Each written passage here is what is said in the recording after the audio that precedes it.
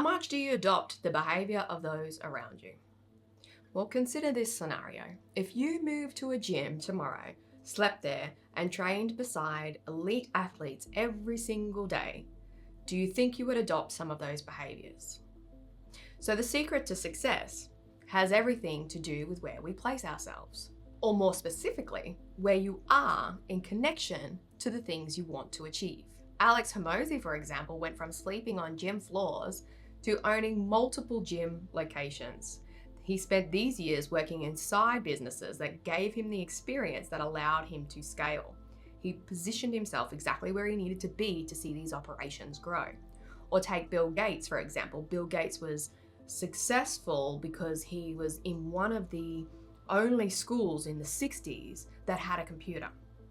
He was literally one of in a million of teenagers who had access to the technology. Ultimately, if you place yourself close enough to what you want, getting it becomes less of a dream and more of a reality. And why is this? Because success is not random. It is about placement. And if that placement matters, then we have to understand positioning. First, the words you use matter. Your language determines how you position yourself.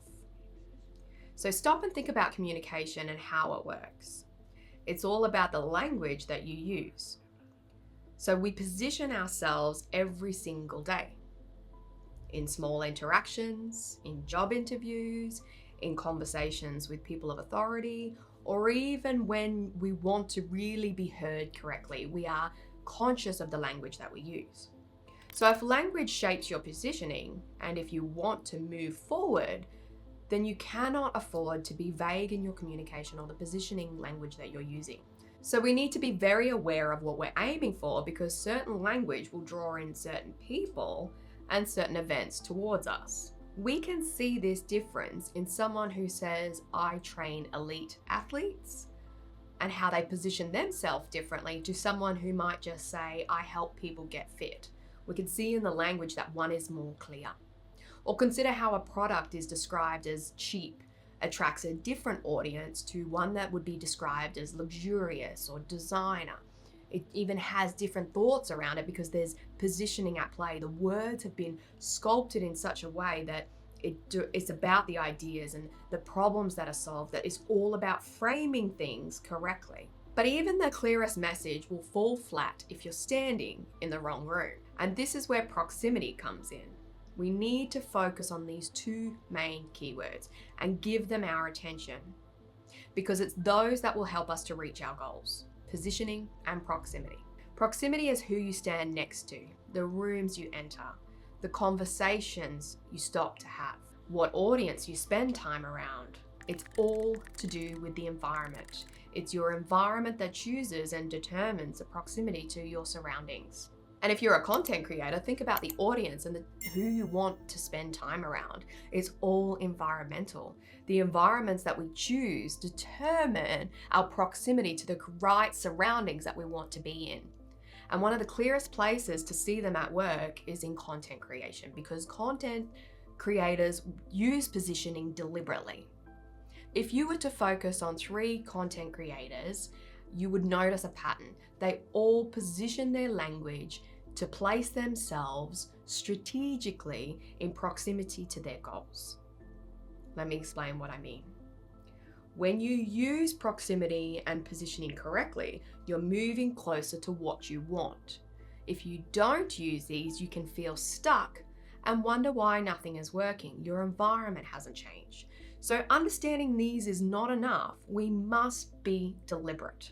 But we can fall into a trap with our language. And in doing so, we can give up something important: being understood. Sometimes when we choose our language, not everyone will follow. Take, for example, Dan Koh's latest post on using the word polymath. Many people, including myself, had to Google what it meant.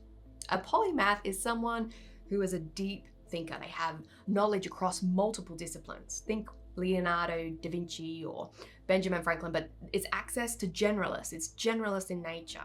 And that's exactly what Dan Koh positions his language towards. If you listen to his content, he will often talk about generalists. So It's no coincidence that he uses this word. It's very deliberate. It positions himself with the intellectual category that allows people to associate those words with him. The same thing happened with entropy. I had never heard the word entropy before. Entropy means to have chaos in a system. But now whenever I think of that word, Danko comes to mind. This is a perfect example of positioning because Danko uses words like polymath and entropy on purpose. Most people would avoid using language like that because it risks losing readers. But positioning is not about being understood by everyone. It is about being understood by the right people. People begin to associate certain ideas with certain creators because they have positioned themselves closest to them. So positioning is how you describe yourself. Proximity is where you place yourself.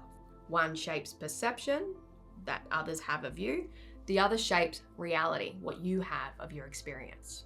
So if you have a brand and your message isn't crystal clear and repeat it on social media where people understand what it is, they can see the patterns that you talk to, then it's difficult to be represented online because it's not clear what your intentions are with your content. So clarity itself is one of those skills that we need to develop. But we get so caught up in our minds of what this actually means. I mean, how many people have you had a conversation with where someone, you feel that you're clear, you've communicated as clear as you can, only to get to the end and the person has lots of questions or they have no idea what you've just said. So therefore, we can be in proximity to the right people and experience issues in positioning ourselves and our language correctly. So this matters in all areas of life. It's always going to matter. It's relevant to your understanding of health, wealth, and relationships, where we're placing ourselves inside this, because success has everything to do with proximity and positioning. We can think about it like this. Are you in the financial position you want to be in? Are you in proximity to the relationship you want to be in? Are you in a position to be able to exercise and look after your body? I have failed at putting myself in the right proximity many times and ended up in the wrong place because I didn't want to admit that I was unclear about my destination.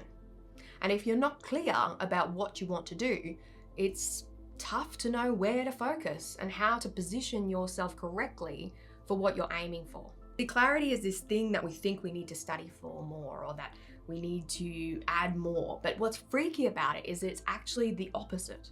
It has everything to do with what we can cut away. And that's what makes it even sharper. Our goals, our intentions. And this is where clarity lives, and it can feel counterintuitive. So I will leave you with this. You are always standing in proximity to something. You might as well position yourself closer to what you actually want. I appreciate you watching to the end. If you like this, give it a thumbs up. And if you're interested in learning more about how people act, how to succeed, and how personal growth meets business, sign up for my newsletter where I send out in-depth emails weekly. Link to that will be in the description below. Until our next encounter, look after yourself.